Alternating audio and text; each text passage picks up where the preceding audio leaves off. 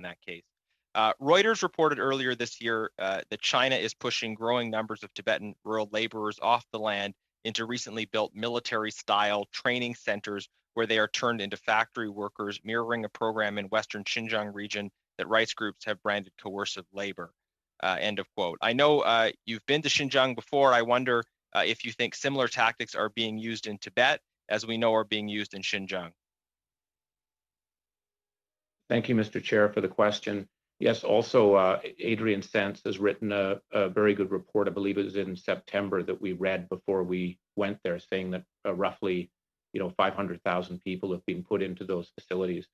We were not able to see that because of where we were in Lhasa and Shannan Prefecture, so we were not able to see that.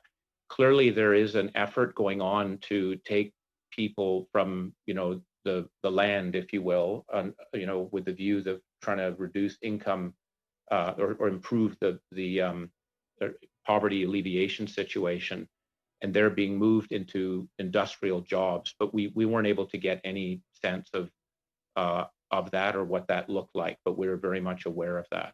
Okay. The Chinese government asserts that all of these relocation operations are voluntary. Human Rights Watch has conducted interviews finding the opposite, essentially. So, I would maybe disagree with your characterization of the intentions behind these policies as being based in economic development. I see that as the veneer, but not the reality and not the intention. Are we seeing birth suppression in Tibet, similar to what we're seeing in Xinjiang? Forced abortion, forced insertion of IUDs, forced sterilization? Thanks for the question. We spoke to the people that we were able to visit. I mentioned we saw two families. We broke the group up into two parts. And that question was actually asked. Now, again, we had party officials surrounding us. So, I'm just telling you what we heard. And we asked that question about, are there any limits on the number of children you can have or your grandchildren can have and so forth? And they said no. But I think that's we have to look at the statistics to see actually what's happening to the birth rate. And that's why I think we have to get more access. I think that's the critical factor here.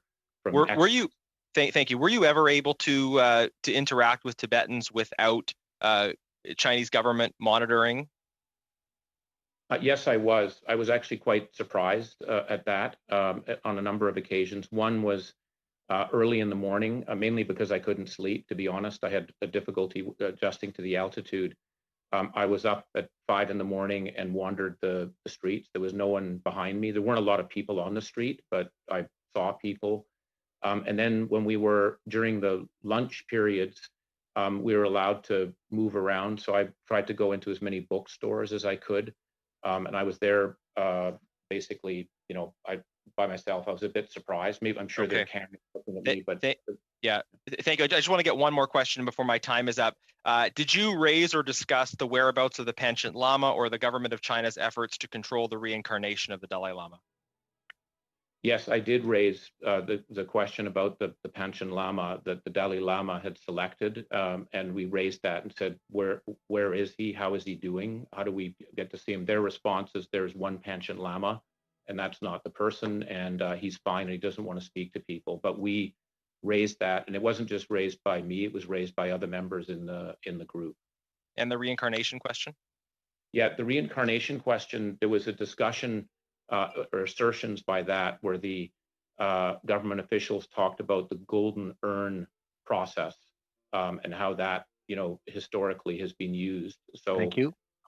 Thank you. Sorry, but we have to interrupt because Mr. Genuis' time is up. And now we'll go to Mr. Prajaskatis for 6 minutes.